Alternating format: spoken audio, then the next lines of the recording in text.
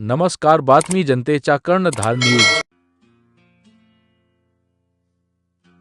आमदार मेघना बोर्डीकर गाडी चालवत आहेत. अतिशय सुंदर गाडी चालवत आहेत. मागे मोनिका राजळे बसल्यात आमदार, आणि आम्ही तिघी जणी, आणि मागच्या गाडीमध्ये मनीषाताई चौधरी आमदार आहेत, नंतर सीमाताई हिरे आमदार आहेत, नंतर गीता जैन आहेत आमदार.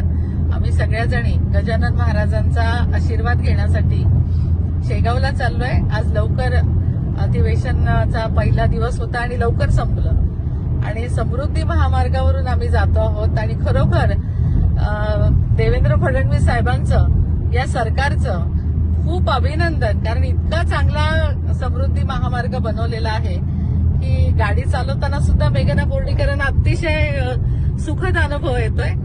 आणि खूप छान असं वातावरण आहे आणि खूप सुंदर असा समृद्धी महामार्ग बनवलेला आहे. खरंच म्हणजे अभिनंदन करावं तेवढं कमी आहे. इतका छान महामार्ग बनवलेला आहे. आम्ही पहिल्यांदाच अनुभव घेतोय, पण खूप छान अनुभव आला आहे. थँक्यू देवेंद्रजी, थँक्यू मुख्यमंत्री एकनाथ शिंदे साहेब. थँक्यू, अभिनंदन.